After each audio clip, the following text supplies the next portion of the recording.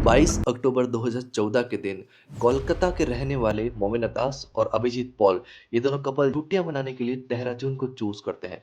देहरादून को चूज करने के बाद एक किराए की गाड़ी करते हैं और वहां से देहरादून जाते हैं क्योंकि इनके पास अपनी कोई खुद की प्राइवेट कार नहीं थी। ये दोनों कपल हनीमून मनाने के लिए देहरादून में जाते हैं। देहरादून की बहुत सारी जगहों में घूमते भी हैं। ये दोनों कपल टाइगर फॉल्स में घूमते हैं और वहां पे बहुत सारा टाइम स्पेंड भी करते हैं। दोनों कपल वापस चक्राता जाने के लिए एक प्राइवेट टैक्सी बुक करते हैं।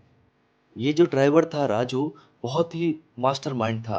ये जो ड्राइवर था इनको चक्राता की ओर ले जाने की बजाय लाखा मंडली की ओर ले जाता है। लाखा मंडली उस ड्राइवर का ही इलाका था। दोस्तों होता क्या है, रास्ते के बीच में ये राजू अपने 3 और फ्रेंड्स को गाड़ी के अंदर बिठा लेता है।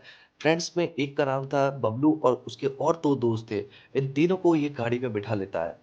इस बात को लेकर ड्राइवर राजू की अभिजीत के साथ बहस भी होती है कि उसने प्राइवेट टैक्सी की है तो उसने अलग से 3 लोग को और क्यों बिठाया। इस बारे में बहुत सारी बातें होती है, बहुत सारी लड़ाइयाँ भी होती है। लड़ाई का स्तर कुछ ज़्यादा ही उग्र हो जाता है। मारपीट तक बात आ जाती है क्योंकि राजू और उसके 3 फ्रेंड और भी थे और ये दोनों कपल अकेले ही थे जिसकी वजह से मामला बिगड़ गया था। क्वासी और लाका मंडली के बीच का जो इलाका है, 2 किलोमीटर का जो इलाका है, वहां पर इन चारों ने मिलकर इन दोनों कपल को पूरी तरह से लूट लिया। इनके पास जितना भी कैश था, जितने भी हीरे जवाहरात थे, सब लूट लिए। इन लोगों का लूट का काम जैसे ही खत्म हुआ, वैसे ही बबलू ने मोमिता दास को धीरे धीरे पकड़ना स्टार्ट किया। सबसे पहले तो इन लोगों ने अभिजीत पॉल को मारना स्टार्ट किया। अभिजीत एक ने अभिजीत पॉल का गला दबाया और उसका मर्डर ही कर दिया।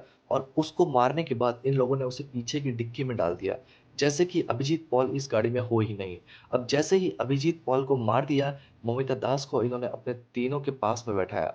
इन तीनों ने मोमिता दास को अपने पास बैठाया और उसके साथ गलत काम करने का फैसला कर लिया। बबलू ने सबसे पहले मोमिता दास को नीचे गिराया और उसके साथ बलात्कार करने की कोशिश की। जैसे ही वो बलात्कार करने में सक्षम हुआ, उसने क्या किया कि मोमिता दास का गला दबाने का स्टार्ट किया। मोमिता दास का गला दबाने के बाद उसे लगा कि उसको बलात्कार कर लेना चाहिए और उसने नीचे बैठकर मोमिता दास के साथ बार बार बलात्कार किया। कार में ही बैठकर उसने बार बार बलात्कार किया। अब राजू और उसके 3 दोस्तों ने मिलकर इस कपल को मार दिया था। दोनों जन मर चुके थे। अब ये लोग चाहते थे कि डेड बॉडीज को कहीं ठिकाने लगाया जाए।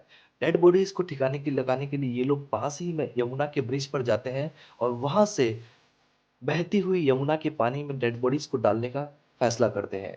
पुल के पास कार खड़ी करते हैं और उस कार से अभिजीत का शव नीचे फेंक देते हैं। और जैसे ही अभिजीत का शव नीचे फेंकते हैं बहते पानी के अंदर, वहां से सामने से एक कार आ जाती है जिसकी हेडलाइट से ये लोग घबरा जाते हैं। और घबराने के बाद कार स्टार्ट करके वहां से 12 किलोमीटर की दूरी पर चले जाते हैं। एक चट्टान से मोमिता का बॉडी फेंक देते हैं नीचे। वहां पे पास में एक पुलिस स्टेशन भी था, फिर भी इन लोगों ने डरना नहीं चाहा। वहां से ही चट्टान से मोमिता का डेड बॉडी नीचे फेंक देते हैं। लेकिन उस कार वाले ने इन लोगों को बहुत सारी चीजें करते हुए देख लिया था, जिसकी वजह से इस कार वाले को इन लोगों पे ऑलरेडी शक हो चुका था और उसने पुलिस को इन्फॉर्म भी कर दिया था। और पुलिस को भी इन लोगों पे शक हुआ और पुलिस ने इन लोगों को पकड़ लिया। इनको पकड़ने में पुलिस को कोई भी कठिनाई नहीं हुई। पुलिस ने तुरंत इन चारों को पकड़ लिया। राजू, जो कि गाड़ी का ड्राइवर था, और उसके तीनों फ्रेंड को पुलिस ने पकड़ लिया।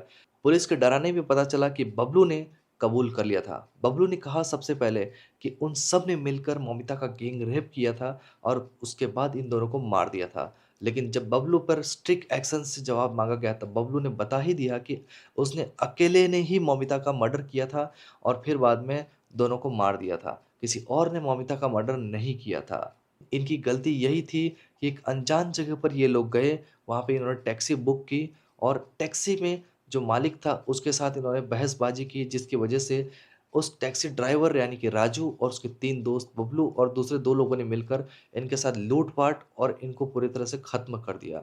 तो कभी भी अनजान जगह पर जाएँ तो किसी के साथ खतरा ना मोल लें और कैमरा और कुछ ऐसी चीज़ें, हथियार वगैरह अपने साथ ही रखें ताकि आप अपनी सुरक्षा खुद कर पाएँगे ही।